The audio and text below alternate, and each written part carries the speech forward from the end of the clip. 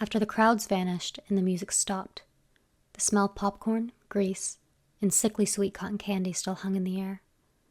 Sophia wandered behind the enormous red and white tent. Its glow cast shadows throughout the circus grounds. An aftercare worker took a leaf blower to a partially hosed-down elephant whose feet were still caked in mud. Urine and fecal matter drowned out the lingering scent of food as she neared the caged lions. The eldest lion, Leo, was ill, with eyes glossed over into feet from years of neglect and abuse. Broken teeth made eating sparse meals difficult. Though he wouldn't last much longer, he'd be forced to perform until no longer useful. Sophia longed to stroke his squared snout and soothe him. Only, she thought it would be crueler to offer kindness with no real relief. In the next cage was a young lion the tamers would train as his replacement. Its teeth and claws were still intact. Don liked to remove them himself in the main tent, while all the performers were forced to watch. He always teased Sophia when she cried. Past the cages were the performer and management wagons. The largest belonged to Don. Once at his door, Sophia straightened her posture and knocked. "Come in," called Don from inside. Upon entry, she found him on the bed with a cigarette in one hand while the other sat inappropriately high on Chloe's thigh. She was still wearing her sweaty trapeze costume. "There's my little mystic. What can I do for you?" I haven't been paid this week, sir," she said. A schoolgirl-like giggle arose from Chloe as Dawn nibbled on her ear. The discomfort was palpable, but Sophia swallowed it. "You promised last week that when I'm paid, I'd get a raise?" "Did I?" he asked, giving her his attention. "You did, sir." "Well, Sophia," he said, exhaling smoke. "If your talent couldn't tell you in a time span so short as a week that you wouldn't be getting that raise, why would you believe you deserve one?" An irritating itch vibrated in Sophia's ears as Chloe's shrill, artificial laugh pierced them. "You know that's not how it works," she said softly, ignoring Chloe. "And I was under the impression you were better than that. We all have our disappointments. You're lucky to see a nickel." "But you said—" "Pardon?" Holding her breath, Sophia regrettably shook her head. "No," Don's voice raised. "What did I say, Sophia? Please enlighten me of my own words." That was enough to stop Chloe's laughter. "Why don't we leave her be, Don? She's not worth it," she said, eyes slick with discomfort. The cigarette smoke parted when he leaned forward, as though it, too, feared him. "Now that I have those freaks, why do I need you? You're lucky I still keep you around. Otherwise you'd be on the street turning tricks. There's someone like you in every state. Just a matter of people want to find them. But that kid with hair all over her goddamn face and those twins who can't go nowhere without one another, they bring in real money. Chloe here is a vision. Even if she wasn't talented, men would pay just to look at her. So tell me, why do I need you? I could pay someone to do what you do, and they'd sell it better." He paused, and then asked, "How many fortunes did you read tonight?" "Upwards of 70. "And how many of those were real?" As if the answer were hidden in the cream-colored carpet, Sophia stared at it, combing through the night's events. 11. The cigarette wobbled between Dawn's clasped lips. Suddenly, he reached into his pocket, and Sophia jumped, but eased when he pulled out his wallet. With an aggressive whip, he retrieved a singular bill from the battered leather and presented it between two nicotine-stained fingers. $30 less than her usual payment. "Is something the matter?" Dawn asked. "No," Sophia choked out and accepted the $20 bill with a trembling hand. "Thank you." It wasn't until safely inside her own wagon that she burst into tears. A knock on the door interrupted the sobs. Rivulets stained her cheeks, and she wiped them away in a frivolous effort to pull herself together. "I know you're there, Soph," said Sam on the other side of the aluminum door. Sophia hung her head and collected herself before letting him in. "You looked real upset out there. What's wrong?" he asked. "I spoke to Dawn," she said, sitting at a tiny fold-out table. "Oh, geez. Did he not give you the raise?" Fighting back tears, she reached into her bra and held up the folded $20 bill. That's a bunch of bourgeois. You're the reason his shows even took off. Why any of us even still have this gig. You deserve more than that. On some level, she knew he was right. Giving the mayor an accurate reading really brought attention to their show, but that was years ago. Does it matter? Of course it matters. He don't pay you enough to leave even if you wanted to. He's keeping you a prisoner. Not the way he sees it. According to him, buying me off my parents as a kid was the biggest payment he could have given me. I just need to sell the false fortunes better, she said, with a determined nod, and reached for the cigarettes on the table. Another pair of hands covered her own, preventing her from picking up the carton. He's preparing the main tent for Fang in the morning. There was no need to ask who Fang was. The lions were always named the night before their mutilation. Quite the name for a lion about to lose his own. She tried to pull her hand from under Sam's, but he wouldn't budge. Go talk to him again in a couple hours. He'll be liquored up. Maybe you'll catch him in a generous mood. Or a volatile one. Sam's shoulders slouched with sympathy. It's a 50-50 shot. Probably the best one you got, he said, and removed his hands. Maybe Sam had a point. When the after-show excitement faded and sleepy performers withdrew to their wagons, Sophia made for the main tent. It wasn't as luminous as the performance lights, but she knew Sam was right about Dawn being there, because a soft glow crept through the white fabric.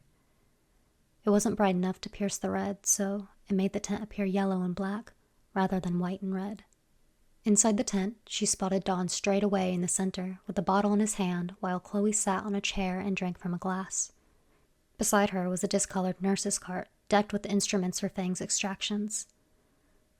These weren't the kind that would be found in a dentist office.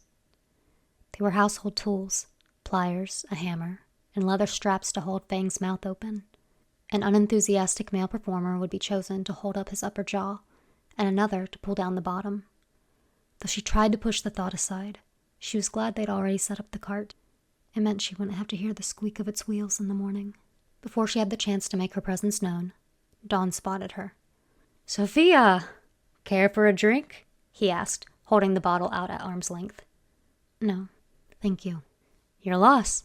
Big day tomorrow," he said, already drunk, and picked up the hammer like it was some celebratory occasion. "Did you need something?" Chloe asked in a sweet, delicate tone, with just enough bite to let Sophia know that she wasn't welcome. About my raise, the crash of the hammer stunned her into a momentary silence. Even Chloe jumped from her seat. Hostility was quickly corrected with a laugh and a showman's smile. "We've already discussed it. Let's not ruin a perfectly pleasant night." "With all due respect, I think you should reevaluate your decision," Sophia said. A ruffle alerted Sophia to Sam, who stood by the entrance. The tent flap still fluttered behind him. Had he heard the slam of the hammer? "How about this? I'll give you a raise when you bring in a crowd." "That's fair, wouldn't you say?" Dawn asked with a glance in Sam's direction. "I've already done that," Sophia said. Just as she feared, he caught her by the wrist, and she knew it would bruise. When Sam stepped forward, Dawn slammed the bottle by Sophia's feet and grabbed the hammer. "Stop!" He pointed the hammer in Sam's direction. Sam froze. The stench of alcohol assaulted Sophia's nostrils as Dawn's breath wafted into her face. Liquor soaked the dirt around the broken bottle. The pressure around her wrist relocated to her upper arm. With a push from Dawn, she sat in the chair with a heavy thud. He grabbed the straps that were to be used on Fang and forced Sophia's hands behind the back of the chair. "What are you doing?" Sophia tried to stand, but Dawn slapped her. "Now wait a minute," Sam said. Dawn cut him off. "Unless you want to end up living on the street and making balloon animals at some kid's birthday party, I'd watch your mouth. Either be quiet or leave." After her wrists were secure, he bound her ankles and grabbed the pliers. "You want a raise?" "Right now, you're just ugly. If you looked a little scarier, maybe you'd bring in some money." "What?" It took a moment for her to understand what he meant. No, Dawn, please. I'm sorry, I won't ask again." "Dawn, honey," Chloe said. "Quiet!" This surpassed the occasional strike. It was beyond anything he'd ever done. He's just trying to scare me, she reasoned, but that didn't stop tears from stinging her cheeks or the fear that had her fighting against the straps. What worried her most was Sam's wide gaze, and she returned it with a wordless plea, causing him to take a couple steps toward her. "One more step out of line and you're out," Dawn yelled. So, Sam stopped. The glisten of his rueful eyes made Sophia realize that Dawn wasn't only trying to frighten her. He was going to punish her. Dawn tried to pry Sophia's mouth open, and she sunk her teeth into his bitter skin. The bite resulted in another slap, and her head lolled to the side. Then he wrenched open her jaw, hooked the pliers to one of her front teeth, and pulled. The leather rubbed against her skin as she screamed and tried to break free. After another useless tug, Dawn cursed and stepped away. "Jesus," Sam said. When Dawn reappeared, the hammer was in his other hand. In an instant, cold steel struck Sophia's mouth. A shockwave of sharp agony occurred as her teeth were knocked loose and lips split open. Blood poured from her wounded mouth.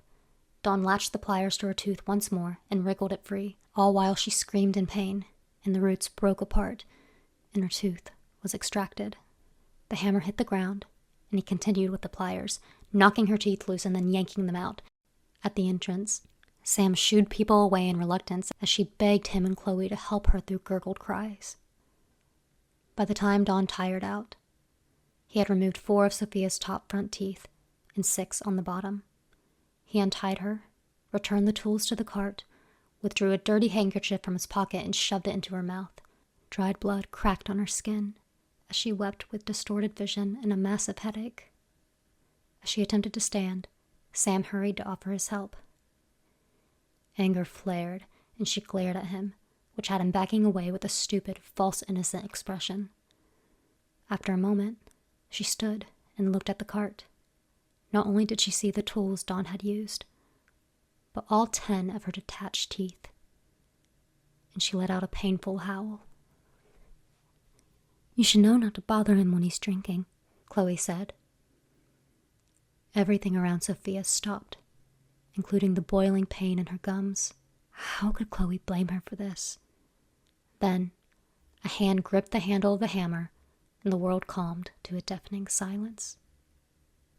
It broke when Dawn screamed, and Chloe fell to the ground with a large gash in her temple. She was dead. What happened? Sophia thought, staring in horror. Arms wrapped around her that she only knew to be Sam's because he was whispering something unintelligible. The bloody hammer dropped from her hand as she was pulled away from the body. Dawn knelt by Chloe and yelled hysterically. All she gathered was that he thought she killed Chloe, and he wanted her out. Sam pulled Sophia from the tent, and for her, it seemed like they went straight from the tent to her wagon, as if it were only the next room over, like they hadn't walked past caged animals, worried co-workers, and other wagons. The last thing she remembered was Sam asking, "Soph, what did you do?" As if she were the one to perform some grand injustice before the cops arrived, and the hard smack of a baton hit the back of her head and caused everything to go black. When she regained consciousness, feet dangled by her head, and she stepped out from underneath a wooden platform for a better look. In front of her were the gallows, and though she didn't remember being hanged, her limp body dangled from a rope. To add insult to injury, as if death weren't punishment enough, they just left her there, like some sideshow attraction. It's funny, she thought, as she made her way down the quiet street. In her death, she felt more alive, not weighed down by her body or fear. The circus grounds were louder than the rest of town. The main tent glowed in the night. Sam exited wearing a forlorn expression with pinched brows that almost hid under the mass of paint on his face. Even the too wide red smile couldn't cover it up. Whether he would be able to see her or not, she did not know. So she followed him from a distance to his wagon. Surprisingly, no one else walked the property. Across from his wagon was her own, and she hid behind it, waiting for him to return. How sweet it would be to see the disconcerted terror when he realized she'd come back. She craved it. Faint music started from inside, a sign that Sam had turned in for the night. If he wasn't coming out, Then she'd go to him. To her surprise, her hand slipped through the door handle. So she walked through the door. Inside, Sam stood by the sink with a cloth in his hand. He'd only washed off the white paint around his right eye. Sophia wished he could see her, and as soon as she wished it, his eyes met hers. "Soph? I thought you were dead?" He stumbled over his words. "I saw it happen." "How?" The music perturbed her. A record spun on the phonograph. It skipped, and she moved toward it as Sam yapped. "I can't believe it. How is this even possible? Are you hurt? You have no idea how terrible I felt." Snap! The tone arm of the phonograph broke off in her hand, bringing the music to an abrupt halt. There was the proof. Touch was possible, if she really wanted it. "How terrible did you feel, Sam?" she asked as she walked toward him with the tone arm. "Did these feelings of guilt arise when Don slapped me? When he smashed my face with a hammer? Or pulled out my teeth as I begged for your help while trying not to choke on my own blood? Maybe when they arrested me. Or perhaps it was right before my neck cracked when you told yourself nothing could be done." "All of it," he said. She gave a small, unamused breath, and then jammed the sharp, broken point of the tone arm into his right eye. Shock prevented him from screaming, and he fell to his knees and put a trembling hand to his face.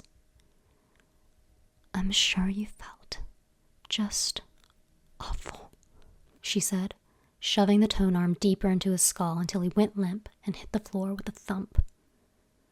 The crimson smile looked even more absurd as his mouth hung open. Even in death, he had no dignity. His left eye looked far more distant with the white paint surrounding it. The sight of his corpse brought no sadness or regret. Unlike Chloe, she'd remember killing him, and she'd relish it. Back at the main tent, Sophia stepped through the curtain. Poor Fang paced his cage, oblivious of what was to come. The event must have been postponed due to her execution and Chloe's death. But Don seemed in good spirits as he talked to the strong man. Someone screamed and the tent went quiet. Every eye landed on Sophia, an uninvited guest. She could only imagine what they saw, death with a blackened mouth where teeth should be. Don's face dropped in disbelief, and scared performers rushed for the exit while others watched in amazement. Fang roared. In observation, she circled Don like a predator. Everything from the twitch of his hand to his heaving chest made this moment sweet, and she felt a kinship to Fang, who picked up the pace behind the bars. Performers, including old friends, scurried away the closer she got. "Everyone out," she said. Nobody moved. "Out!" she screeched at the unbudging bodies and soared toward the crowd. The quick movement of her spectral form sent the remaining performers fleeing for the exit. Don attempted to run, but Sophia drifted toward him. At that, he fumbled at the cart for the hammer and stumbled over incomplete words. Soon, the tent was empty, aside from the two of them. Once his hand found the hammer, he swung with immense force, but Sophia remained unscathed. Something instinctual took over, and with the thought, the hammer ripped from Don's hand. An audience chair tore from its position and appeared behind him. Just like he'd done to her, she forced him to the seat, and the chair rocked on its hind legs before crashing back to the floor. The straps traveled from the table and tied themselves around Don's wrists and ankles, holding him captive to the chair. "What the hell are you doing?" he shouted, with a violent tug at the straps like an animal caught in a trap. Sophia picked up the hammer. It felt just as real as it did when she was alive. Each step toward Don was taken with deliberate slowness. The fear in his eyes when she knelt in front of him filled her with new vigor. "You're a sweet kid, Sophia. You don't have to do this." An intentional, wide grin revealed her mangled smile. Delighted at Don's horror-stricken expression, she gave his knee a tap with the hammer. It sent him standing with the chair in a ridiculous fashion, squatted over with his hands behind his back. She forced him back down, and the chair anchored to the floor. As he wrestled against the restraints, Sophia pushed the cart, and the squeak of its wheels was a pleasant tune. Fang became more agitated at the sound of the creaky metal, letting it be known in the form of a low rumble. The cart was placed on the opposite side of Dawn, and Sophia retrieved the hammer once more. "Please, don't," he begged. "Oh, Dawn. Right now you're just ugly. If you looked a little scarier, maybe you'd bring in some money," she said with malice and swung the steel at his mouth. An excruciating cry from Dawn danced in her ears and filled her with sadistic pleasure. The bottom half of his front right tooth broke from the center and fell onto his shirt. One by one, she removed 10 teeth in the same manner he had removed hers, only quicker, since physical strength was only an issue for the living. When finished, she placed her hands on his knees and laughed. A toothless mouth reflected back, and he moaned in agony. Blood poured from his mouth in a thick stream. A handkerchief poked out of his inside pocket. She removed it and lodged it deep into his mouth. When an awful retching sound made it seem like he'd be sick, she jerked the cloth out. This time, when he screamed, vomit poured down his chin. Another growl came from behind them. Fang still padded behind bars. And Sophia's joy was depleted at the thought of the life ahead of the young lion.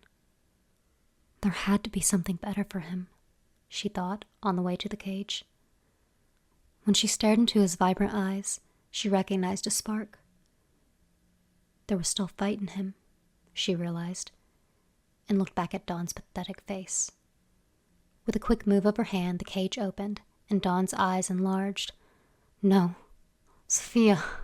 His S's sounded funny now. "Close the door, Sophia." Dawn quieted when Fang's attention fixed on him. Sophia backed away from the cage and watched the majestic animal lower to a hunter's position. No matter how much Dawn or the rest of them wanted to believe they were on top, they were helpless without the bars to separate them. Fang leapt from the cage and charged at the metallic smell of blood. Sophia only watched long enough to see Fang's teeth sink into Dawn's shoulder, and then turned for the exit. The rest of the performers hid in their wagons or ran wildly about to gossip. Many different mouths spoke her name, but she didn't care to hear the chatter around it. All the while, Dawn screamed from inside the tent, but the performers were too frightened to offer help. It didn't take long for Sophia to find herself in front of Leo's cage. His head remained on the filthy floor when he looked at her, too weak to lift it. Certain he was dying, though she didn't know how she knew, she unbolted the cage and left the door ajar. "Come on." She held her hand out to the dying lion. Leo stood with what little strength he had and slumped on the grass. Sophia sat beside him and stroked his head with one hand while the other rested on his side. The tent quieted, and she was happy to know that Dawn died screaming. Sirens emerged from the distance. The performers were too excited to take note of Leo out of his cage. It was only a matter of time before Fang left the tent. Sophia felt Leo's breath weaken. His eyes closed, and she followed suit. The last thing both of them would know was freedom.